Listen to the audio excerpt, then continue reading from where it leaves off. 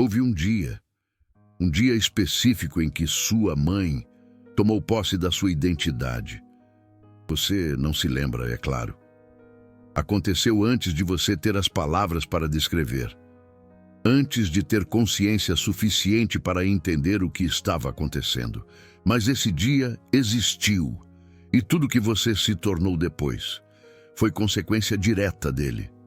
Carl Jung, o renomado psicólogo, descobriu algo perturbador sobre mães narcisistas, algo que a maioria das pessoas nunca vai ouvir. Elas não criam filhos, elas criam extensões de si mesmas. E para criar uma extensão, primeiro, é preciso destruir o original. É o que chamamos de expropriação psíquica. Não é crime. Não deixa marcas visíveis. Não pode ser denunciado em delegacia nenhuma. Mas é tão devastador quanto qualquer roubo, porque o que foi levado não foi dinheiro, não foi propriedade, foi você, a sua essência autêntica, aquela que nunca teve a chance de florescer. Se você está assistindo a este vídeo e sente que não sabe quem é, que passa a vida tentando descobrir o que quer, o que gosta, em que acredita, que se olha no espelho e vê um estranho, este vídeo vai explicar o porquê. Vai explicar o mecanismo exato pelo qual sua mãe, provavelmente sem saber o que estava fazendo, substituiu seu self verdadeiro, sua essência autêntica, por uma versão que servia aos propósitos dela. Vai explicar por que você se sente vazio, por que suas decisões parecem sempre erradas, por que você atrai relacionamentos onde continua sendo apagado e, mais importante, vai mostrar que a sua essência autêntica não morreu, foi apenas escondida e pode ser resgatada.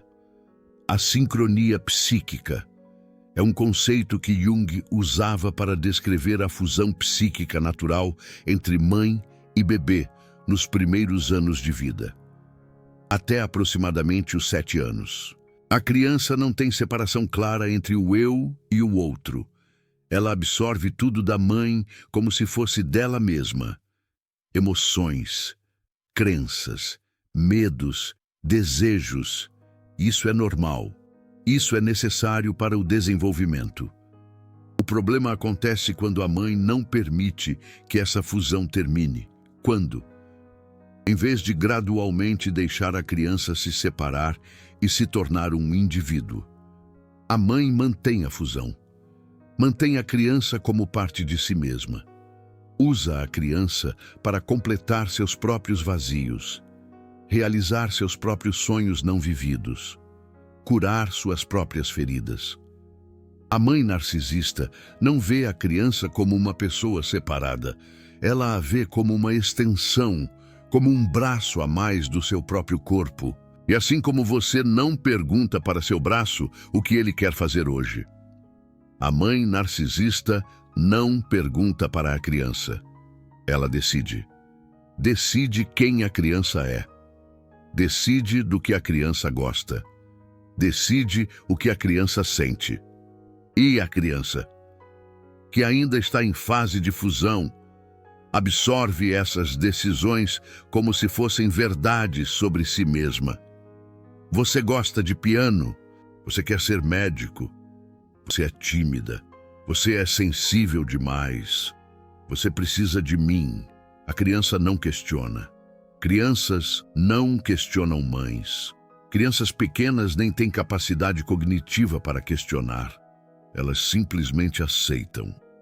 E assim, a identidade vai sendo construída não de dentro para fora, mas de fora para dentro. Não do self verdadeiro, da essência autêntica, mas das projeções maternas. E aqui acontece o roubo. Porque para que a criança aceite a identidade projetada pela mãe, ela precisa abandonar sua identidade própria.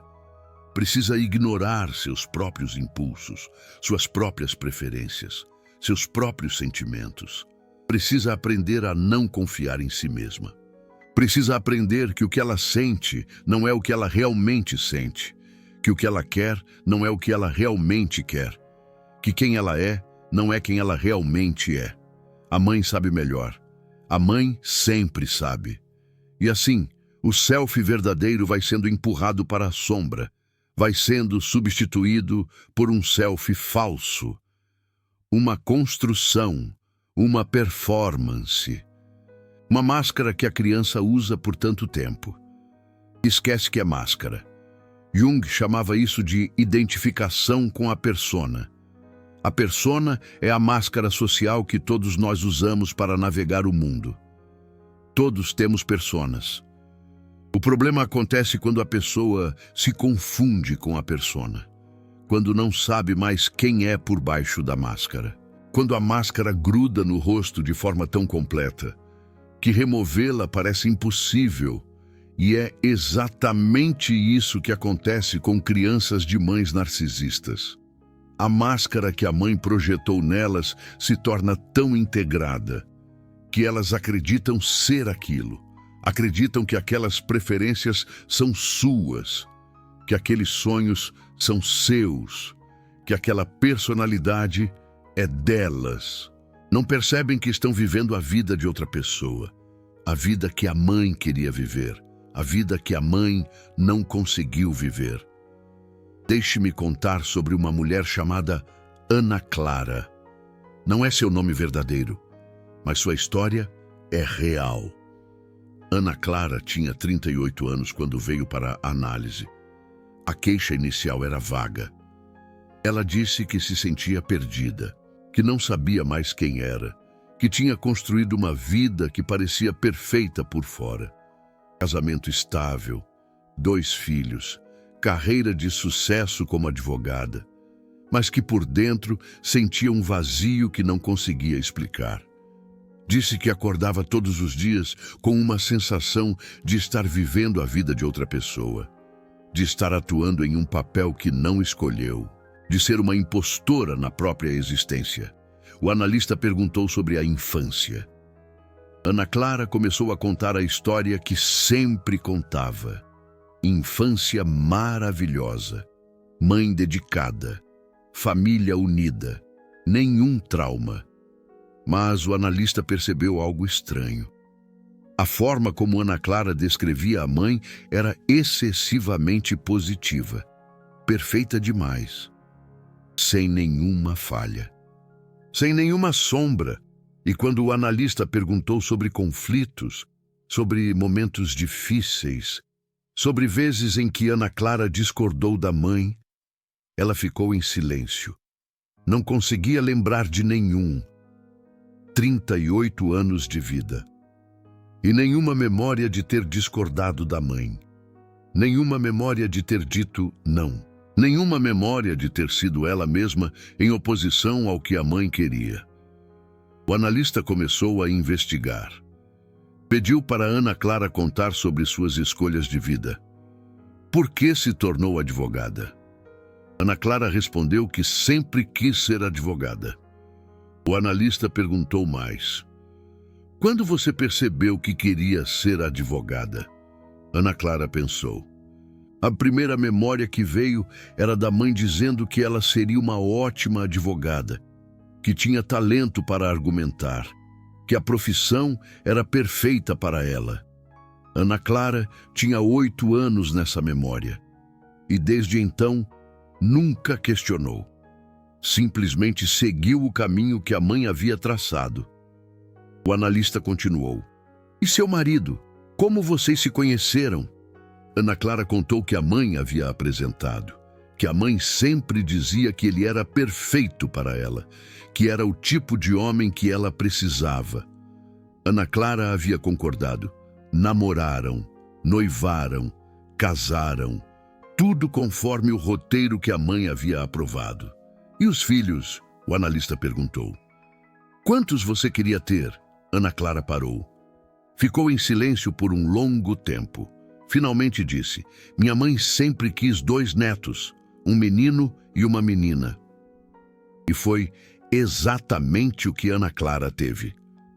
A pergunta que o analista fez a seguir mudou tudo. E você, Ana Clara? Quantos filhos você queria ter? Ana Clara começou a chorar. Pela primeira vez em 38 anos. Ana Clara percebeu que nunca tinha se perguntado isso. Nunca tinha se perguntado o que ela queria. Em nada. Em absolutamente nada. A mãe de Ana Clara era uma mulher que havia sacrificado sua carreira para criar os filhos. Tinha sonhado em ser advogada. Tinha sido aceita na faculdade de Direito. Mas havia engravidado de Ana Clara e precisou abandonar tudo. Passou a vida inteira com esse sonho não realizado, guardado dentro de si. E quando Ana Clara nasceu, viu nela uma segunda chance. Uma oportunidade de viver através da filha o que não conseguiu viver por si mesma. Ana Clara não era Ana Clara. Era uma extensão da mãe.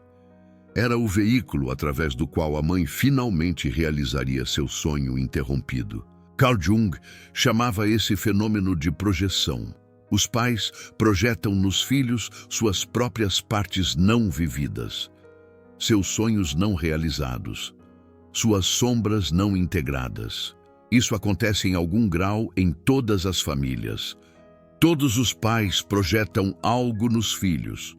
O problema acontece quando a projeção é total, quando o filho deixa de existir como indivíduo e se torna apenas uma tela para as projeções parentais. Quando o filho é completamente engolido pela sombra dos pais. É como se a criança perdesse sua própria luz sob a imensa sombra de um carvalho. No caso de Ana Clara, a projeção foi tão completa que ela nunca teve chance de descobrir quem era por si mesma. Desde antes de ter consciência, já estava sendo moldada para ser a versão melhorada da mãe. E Ana Clara, na inocência da infância, aceitou. Achou que aquele era seu destino. Achou que aqueles eram seus desejos. Não tinha como saber que estava vivendo a vida de outra pessoa. Não tinha com o que comparar. Era como um passarinho criado em cativeiro sem nunca ter visto o céu. Calma, porque a parte mais importante vem agora. O caso de Ana Clara não é exceção, é padrão. É o que acontece quando mães narcisistas criam filhas. É o que acontece quando pais não resolvem seus próprios complexos antes de ter filhos. E isso nos leva aos 5 mecanismos específicos pelos quais mães narcisistas expropriam a essência autêntica dos filhos. Como um vampiro suga a vida de sua vítima, assim a mãe narcisista se alimenta da individualidade do filho. O primeiro mecanismo é a invasão psíquica. A mãe narcisista não respeita fronteiras. Não reconhece que a criança é um ser separado com direito à privacidade, a pensamentos próprios, a emoções próprias. Ela invade tudo, quer saber tudo, opina sobre tudo, decide sobre tudo. A criança não tem espaço para desenvolver um senso de eu, porque o eu da mãe ocupa todo o espaço disponível. É como tentar plantar uma muda de árvore ao lado de uma árvore gigante que bloqueia todo o sol. A muda nunca tem chance de crescer. Não importa quanta água você coloque. Não importa quanto cuidado você tenha. Sem sol, sem espaço, a muda definha. E é exatamente isso que acontece com a identidade de uma criança criada por uma mãe narcisista. A identidade definha porque nunca tem espaço para crescer. Ela se torna uma mera sombra da vontade materna. O segundo mecanismo é a projeção sistemática. A mãe projeta na criança tudo que ela mesma queria ser, tudo que ela mesma não conseguiu, tudo que ela mesma odeia em si mesma. A criança se torna o recipiente de tudo que a mãe não quer carregar. Se a mãe queria ser artista, mas não conseguiu, a criança será forçada a ser artista. Se a mãe odeia sua própria sensibilidade, a criança será ensinada a odiar a sensibilidade também. Se a mãe tem medo de ficar sozinha, a criança será condicionada a nunca abandonar a mãe. A projeção é constante e totalizante. E o mais cruel é que a criança não percebe que está recebendo projeções. Acha que aqueles sentimentos são dela. Acha que aqueles desejos nasceram dentro dela. Não tem como saber a diferença porque nunca teve a chance de descobrir o que é genuinamente seu. É como usar óculos de outra pessoa a vida inteira e acreditar que aquela é a forma como o mundo realmente se parece. O terceiro mecanismo é a invalidação da alteridade. Toda vez que a criança mostra algo que é genuinamente dela, que não veio da mãe, a mãe invalida. Pode ser sutil, um olhar de desaprovação, um comentário passivo-agressivo, um silêncio carregado de julgamento. Pode ser direto, uma crítica aberta, uma proibição explícita, uma ridicularização na frente de outros. A mensagem é sempre a mesma. Quem você é não é aceitável. Quem eu quero que você seja é aceitável. Com o tempo, a criança aprende a esconder tudo que é genuinamente seu. Aprende a mostrar apenas o que a mãe quer ver. A essência autêntica vai para a sombra. O que resta é performance. Uma performance tão convincente que a própria criança esquece que está atuando.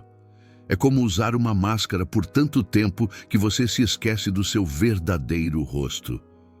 O quarto mecanismo é a recompensa da conformidade. A mãe narcisista não dá amor incondicional. Dá amor condicional à conformidade. Quando a criança age conforme o script materno, recebe afeto, aprovação, atenção, calor. Quando a criança desvia do script, perde tudo isso. É tratada com frieza, distância, desprezo.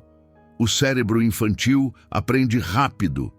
Aprende que para ser amada precisa deixar de ser ela mesma. Precisa ser o que a mãe quer. E assim, a criança vai abandonando pedaços de si mesma em troca de amor. Vai vendendo sua alma em parcelas, até não sobrar nada. Até a essência autêntica estar tão enterrada que a própria criança esquece que ele existe. É como trocar sua liberdade por uma gaiola dourada. O quinto mecanismo é talvez o mais sutil e mais devastador.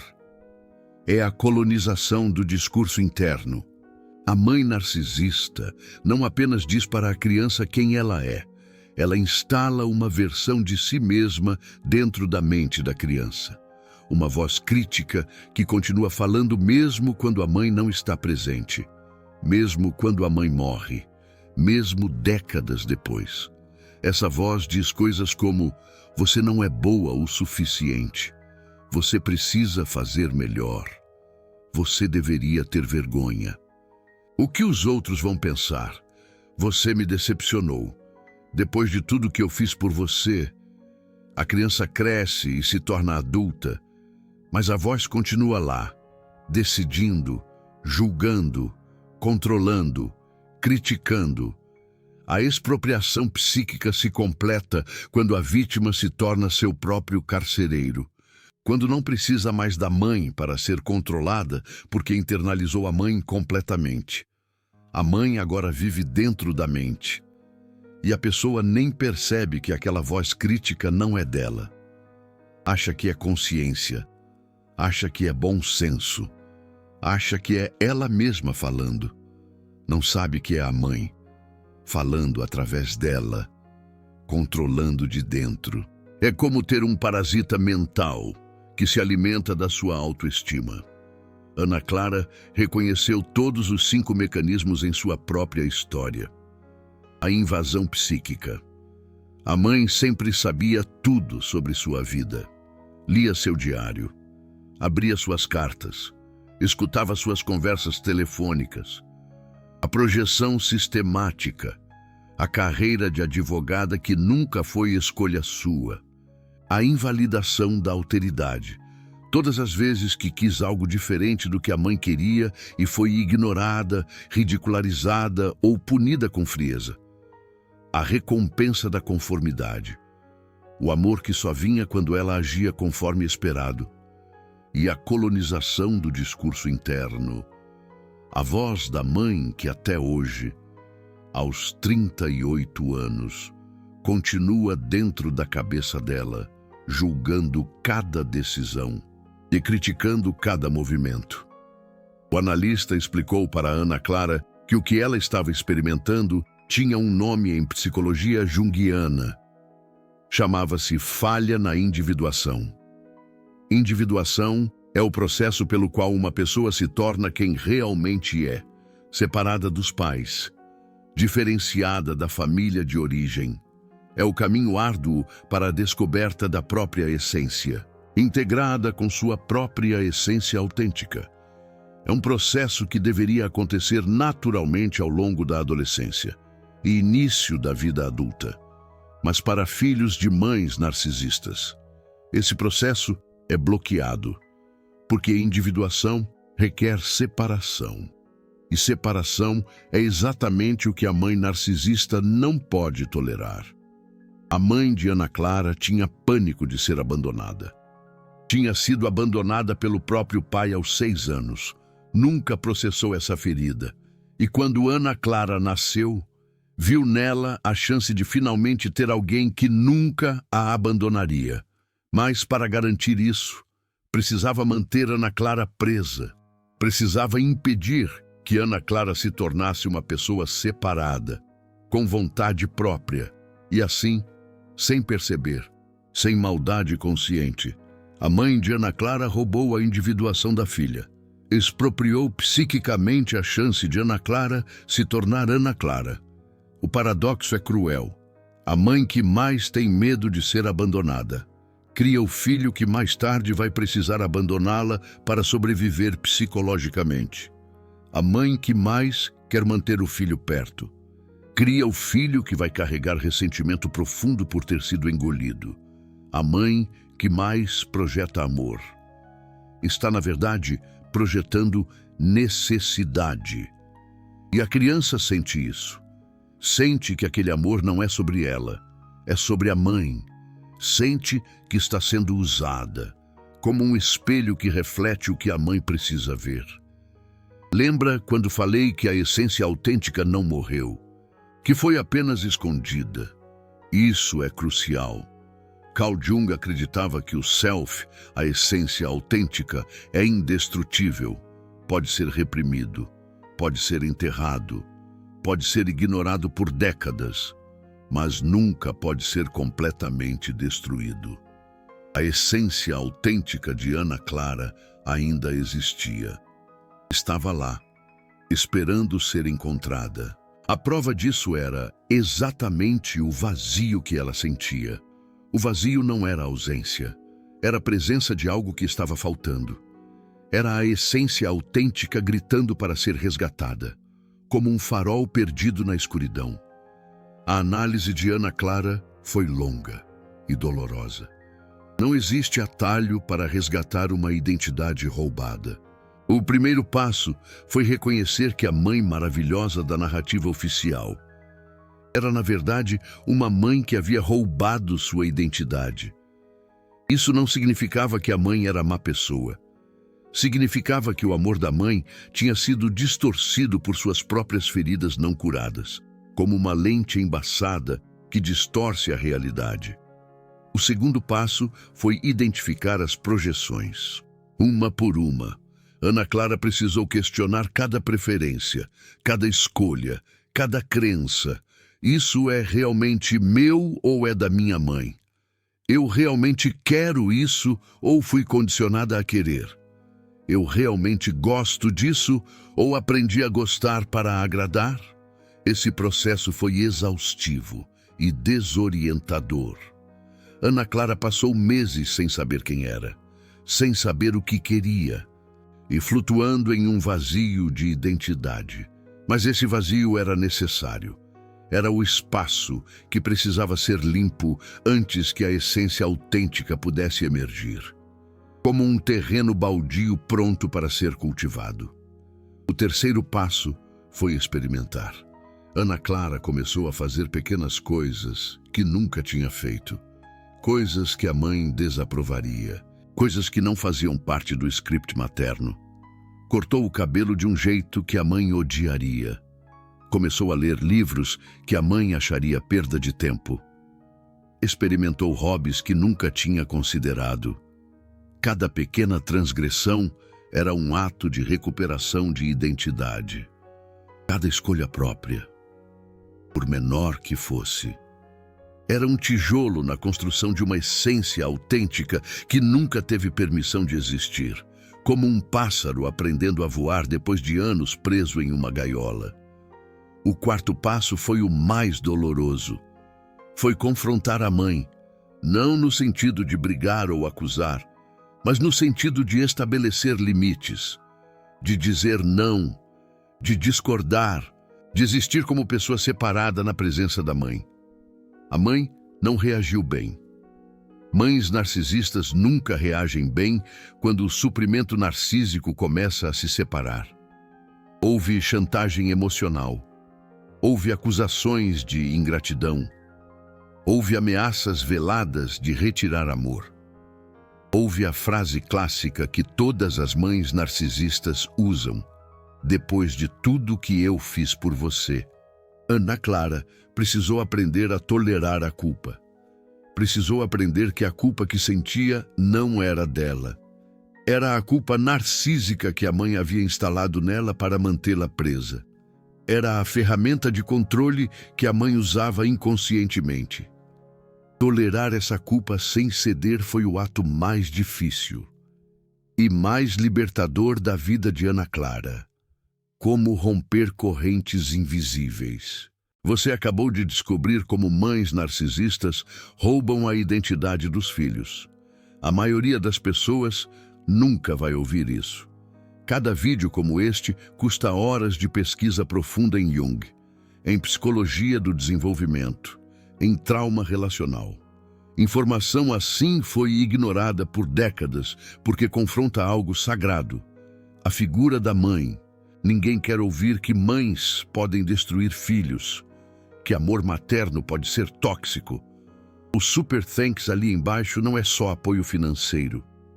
É você dizendo: essa verdade precisa ser conhecida. Quando você clica naquele coração dourado, você ajuda outras filhas e filhos a entenderem o que aconteceu com eles. Você não é só espectador. Você é alguém que se importa com quem ainda está preso. O quinto passo na recuperação de Ana Clara foi o luto. Porque resgatar a identidade roubada significa também fazer luto pela vida que não foi vivida. Significa chorar pela criança que nunca teve chance de ser ela mesma. Significa sentir raiva pelo que foi tirado. Significa aceitar que aqueles anos não voltam. O luto é necessário, porque sem ele não há fechamento. O luto liberta, como a chuva que lava a alma. O sexto passo foi a reparentalização. Carl Jung e seus seguidores falavam sobre a necessidade de nos tornarmos nossos próprios pais, de darmos para nós mesmos o que nossos pais não conseguiram dar. No caso de Ana Clara, isso significava aprender a se validar, aprender a perguntar para si mesma o que ela queria antes de perguntar para qualquer outra pessoa. Aprender a confiar em suas próprias percepções. Aprender a se tratar com gentileza quando errava. Como cuidar de uma criança interior ferida. Hoje, Ana Clara tem 45 anos, 7 anos depois de começar a análise. Ela diria que ainda está em processo, que ainda há dias em que a voz da mãe aparece dentro da cabeça. Mas também diria que pela primeira vez na vida sabe quem é. E descobriu coisas sobre si mesma que nunca soube. Que gosta de cozinhar, coisa que a mãe desprezava. Que ama música clássica, coisa que nunca tinha se permitido explorar. Que preferiria ter sido professora em vez de advogada. Essas descobertas vieram com dor com o luto pela vida não vivida, mas vieram também com alívio, com a sensação de finalmente estar em casa, de finalmente ser Ana Clara. A história de Ana Clara não é incomum. É a história de milhares de pessoas que foram criadas por mães narcisistas. Pessoas que passaram a vida inteira sem saber quem eram. Pessoas que construíram carreiras, casamentos, famílias inteiras baseadas em projeções maternas. Pessoas que só descobriram a expropriação psíquica quando o vazio se tornou insuportável. Se você é uma dessas pessoas, quero que saiba de algumas coisas importantes. Primeiro, você não está louco.